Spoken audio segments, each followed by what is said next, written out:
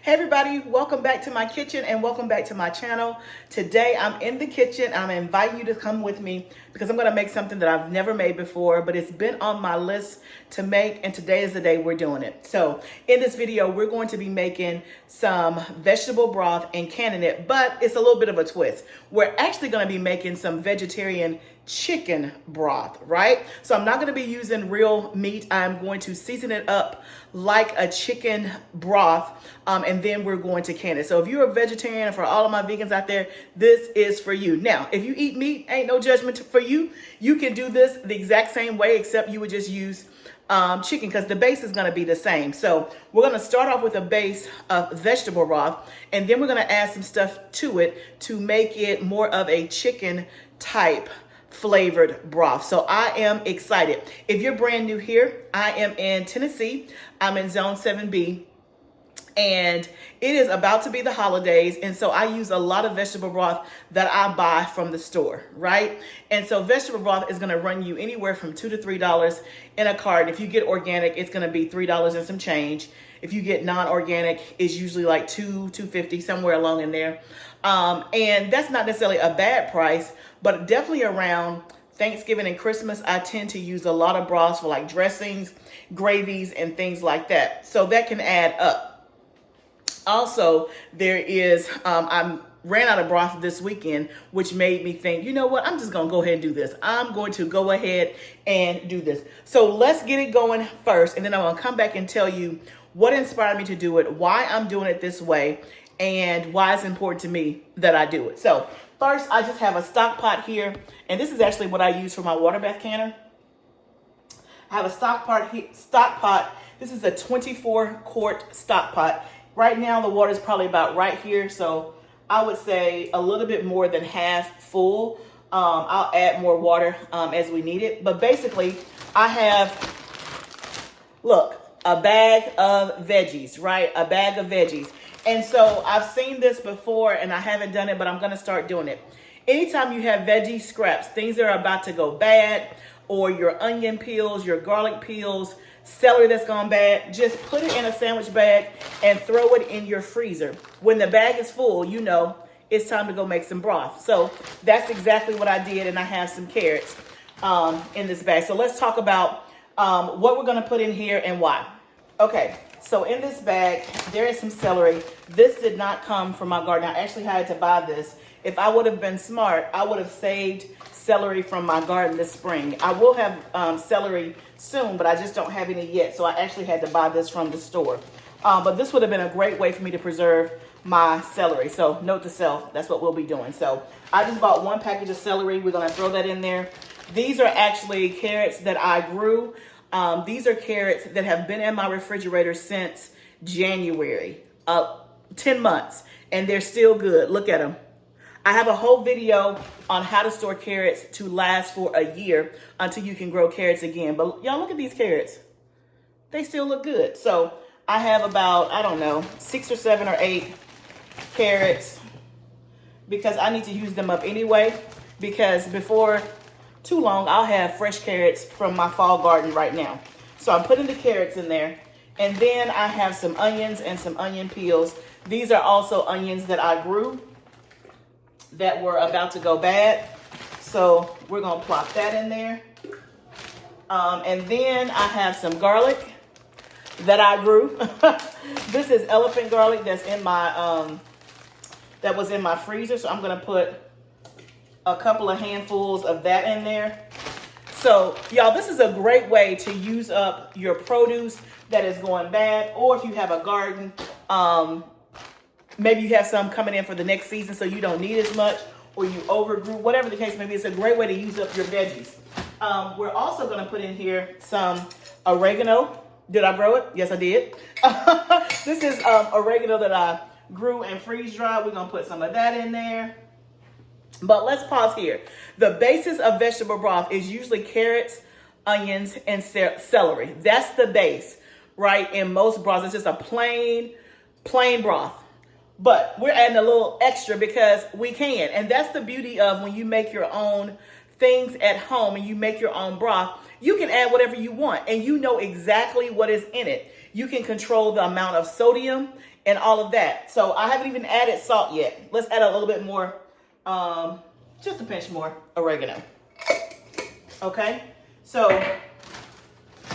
we have all of that stuff in there, and we're gonna let it come up to a boil. But also what I'm gonna add is this. This is a chicken style stock powder. I have several different things that I use for like chicken flavor or chicken bouillon and things like this. This is one of my favorites. It has a very, very good flavor. Because it's my first time doing it, let's just see how much we want to put in here. Let's see. Let me get a...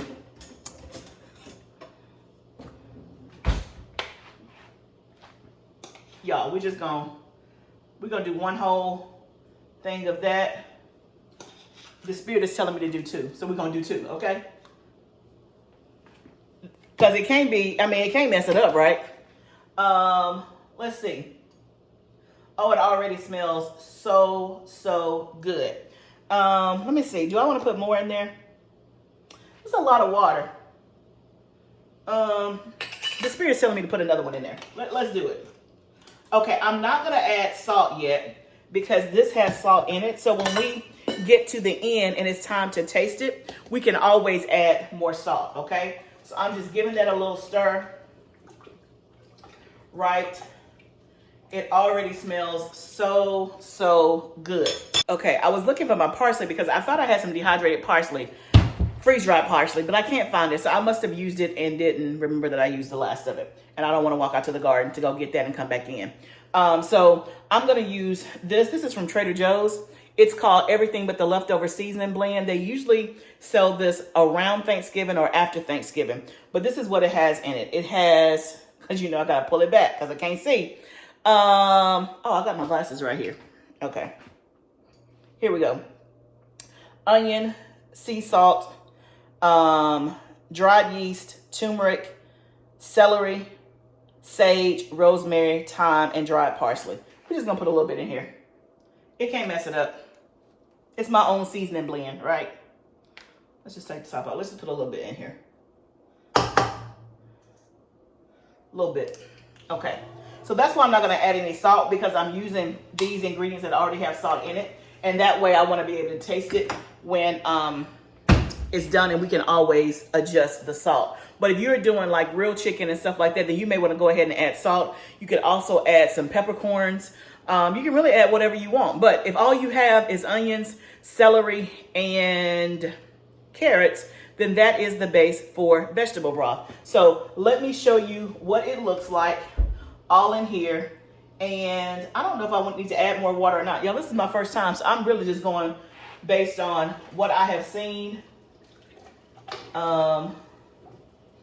And all of that. I want to make sure that I have enough in here to actually flavor the broth.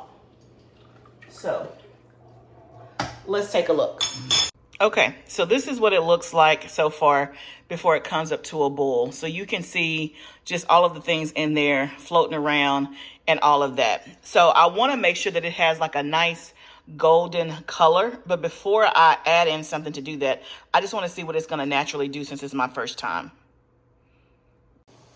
Okay, guys, it has finally come to a boil. So I'm just going to turn the heat down, and I'm going to let this simmer for a couple of hours. 1 hour is sufficient, but of course, the longer you do it, the better it's going to be. But I got to go out to the garden for a couple of hours. I'm just going to turn it down on low and let it simmer. I'll bring you back when it's time to jar it up.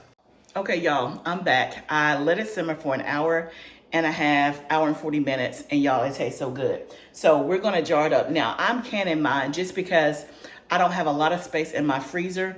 I'm doing a big batch, and that's how I buy it. It's shelf stable when I buy it, so that's the way I'm used to using it.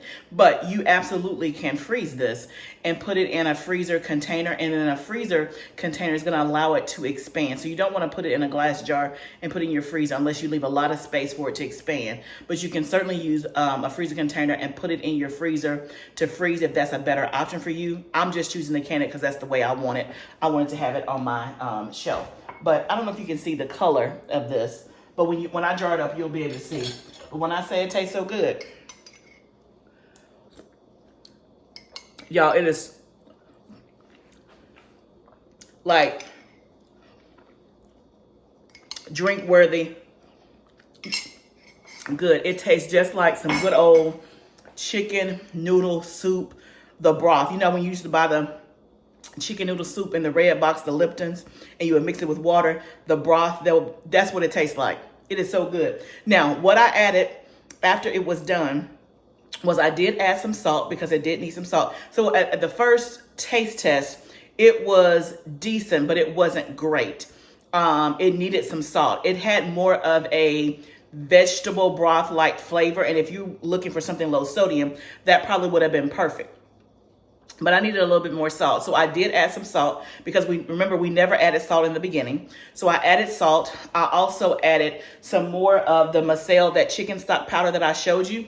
I ended up just doing the rest of that can, which was about, remember we used this right here. It was like 3 more spoonfuls of this. So in total, I guess it was like 6 tablespoons of this size right here is what ended up being in there. And then I did like a dash of paprika and then a dash of turmeric just to kind of give it more of a golden color. That was more for personal preference. But adding the salt and adding more of that chicken stock vegetarian powder did the trick. It tastes so, so good. So let me let you see what it looks like when we jar it up. I'm actually using my electric canner because I want to be kind of hands off. And that's the beautiful thing about using my Presto digital canner. It kind of does the work for you. It tells you what to do, when to do, and I don't have to worry about hearing the venting and all of the things. So now let me get my jars out. This will fit 8 pint-sized jars on the pressure canning setting.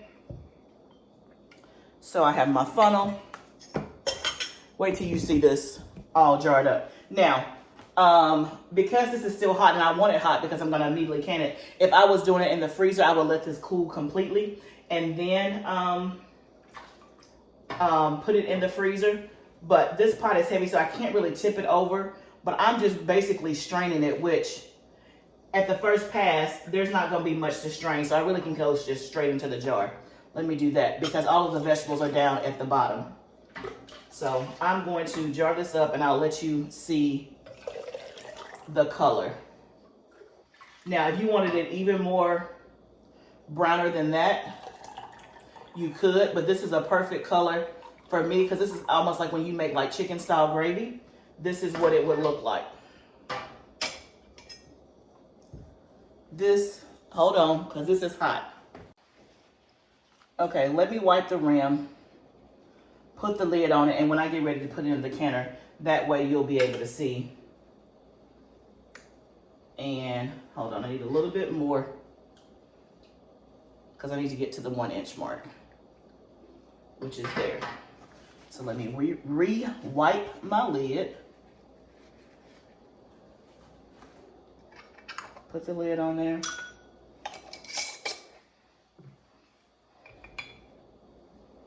This is what it looks like. I think it looks great.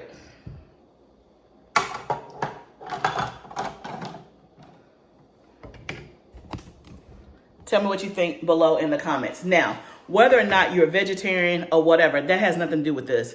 Here's the point. If you are not making your own broth, you absolutely should. If you buy chicken stock, chicken broth, beef broth, whatever broth you're buying from the store, you can make it at pennies on the dollars just by saving your scraps. So if you have carrots, celery, and onions, just put those scraps in a bag in your freezer and then just add water, let it come to a boil, and then let it simmer for an hour and you have broth.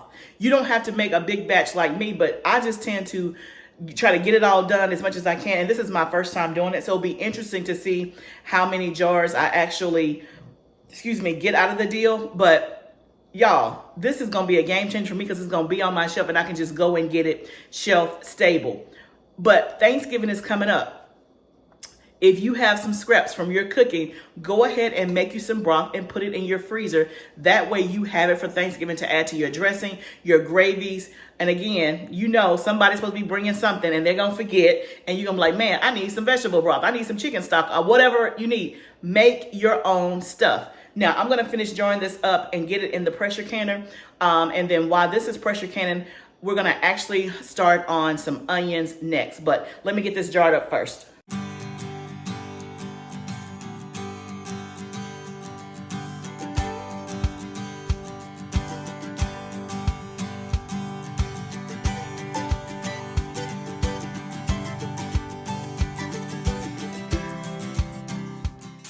Okay, y'all, I had to quickly pivot.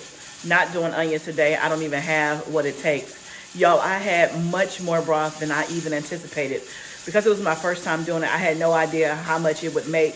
And I decided to can it in pints versus quarts, because when I buy the box of the vegetable stock, that's 4 cups. I usually don't even use the whole thing, except for one recipe I need the whole thing, but usually I just need like maybe a cup or so.